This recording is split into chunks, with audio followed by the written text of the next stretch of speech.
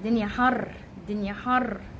سمعت خير اللهم اجعله خير ان البنك إن النادي الاهلي متكلم في اسامه فيصل، متكلمين على اسامه فيصل كده ايه كلام، في كلام لسه. عم البنك الاهلي طالب في اسامه فيصل 80 مليون جنيه. 80 مليون جنيه. مش عارفه البنك الاهلي هل مثلا هيدي للاعب 30 مليون مثلا ويحطوا لنا ال 50 مليون وديعه باسم النادي الاهلي في البنك ولا ايه؟ احنا لو بنشتري شارع فيصل مش هيبقى ب 80 مليون جنيه حضرتك. يعني ليه اسامه فيصل ب 80 مليون جنيه؟ المشكله بقى الغريب بقى ان اصلا برضو الزمالك طالب اسامه فيصل. يعني اسامه فيصل متكلم عليه كتير. في متكلمين على اسامه فيصل كتير، تمام. فالزمالك برضو قالوا له احنا عايزين 80 مليون. فاسامه فيصل اصلا مش حابب يروح الزمالك لان مش ناسي المعامله السيئه اللي اتعامل بيها لما لما قالوا له نزلوه طبعا زي ما احنا فاكرين نتدرب مع الفريق الثاني وما اعرفش ايه وكلام من ده، فاكرين ايام اسامه فيصل يعني. فهو حابب ان هو يروح النادي الاهلي، بس طبعا الرقم اللي مطلوب في اسامه فيصل رقم كبير جدا. طب مش فاهمه يا جماعه ليه بنخلي النوادي المصريه تبيع وتشتري فينا بجد؟ يعني انا اقل واحد عندي كده هينزل مثلا يروح مثلا انجولا، يروح مالي، وانا مالي وانا مالي، يروح جنوب افريقيا، يروح يكشف كوالالمبور، هيجيب مهاجم من هناك يدي له اسامه فيصل لا مؤاخذه يعني يديله يديله بونبوني في وشه، هيلاقيه ب 10000 دولار ولا ب 20000 دولار. والله العظيم هتلاقي سعره لا يتعدى ال 2 3 مليون جنيه. يا عم هتجيب لك مهاجم حلو شويه من هناك من الدول الافريقيه دي، قول يا عم ب 10 مليون جنيه ولا ب 20 مليون جنيه. يا لهوي، ده انت هتجيب دبابه من هناك، دبابه. فليه انا يعني بخلي النوادي هو اسامه فيصل معلش يعني اسامه فيصل ايه اللي اصلا اللي انا يعني معلش يا جماعه، هو عمل ايه مع البنك الاهلي يعني الموسم اللي فات؟ هو اصلا مسجل تقريبا 13 جون، منهم تقريبا 6 7 جوان ضربات جزاء.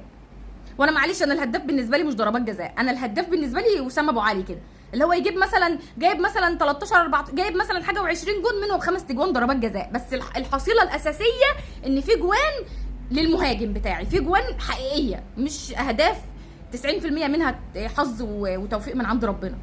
فاسامه فيصل يعني عمل ايه معلش عشان يجي النادي الاهلي ب 80؟ ما كفايه عمر الساعي، ما كفايه عمر الساعي اللي جه شرب كوبايه عصير ثمنها 50 مليون جنيه بجد. بجد والله العظيم يا جماعه، عمر الساعي اللي ما لعبش نص ساعه على بعض من ساعه ما جه النادي الاهلي. ده اسامه فيصل. طب ما احنا عندنا وسام ابو علي، ولا انتوا ماشي وسام؟ انتوا ماشي وسام؟ انتوا ماشي وسام بجد والله ناويين؟ ده احنا هنعمل اعتصام، ده احنا هنعمل اعتصام، ده احنا هنخلي ليلتكم كحلي. وسام ايه اللي هو احنا اصلا بقالنا قد ايه مش لاقيين مهاجم زي وسام؟ وسام ايه اللي تمشوه؟ وبعدين عندنا وسام وعندنا الواد جريديشار، تمام حلوين. وسام يريح، الواد جريديشار بيتالق. عايزين اسامه فيصل ليه يفضل يقول 80 مليون؟ 80 مليون عفريت لما ينططوكوا 80 احنا لاقيين الفلوس؟ النادي بيعمل ايه عشان يجيب الفلوس دي؟ شوفوا لنا اي مهاجم غيره، حطوا لنا الواد احمد ياسر ريان. كان المرمى فاضي قدامه خطها بره. يا جماعه حسبونا احنا كده حلوين يا جماعه، احنا يا اسامه ابو علي. واسامه ابو علي يكمل معانا، عنده رغبه في الاحتراف على عيني، بس السنه الجايه احنا محتاجين الموسم ده وسام، فخلوا وسام معانا الموسم ده وبديله جراديشار وخلاص. احنا مش شوفوا لنا مدافع، شوفوا لنا باك مكان محمد هاني اللي بيشتت الكره في رجل المهاجم. بجد والله شوفوا لنا باك مكان محمد هاني بيشتت الكره في رجل المهاجم. حد يروح ينزل على صن داونز يجيب لنا يخلص لنا في الواد مداو ده ولا اسمه ايه، مداو تقريبا الباك رايت بتاعهم. شغل الشغل، احنا مش محتاجين مهاجم. وسام ابو علي ما يمشيش دلوقتي يا جماعه، ما يمشيش. مش احنا من ساعه عماد متعب ما شفناش مهاجم زي وسام ابو علي يا جماعه. حاجه الفريق اهم 100 مره من الفلوس بجد، حاجه الفريق حاليا اهم 100 مره من الفلوس.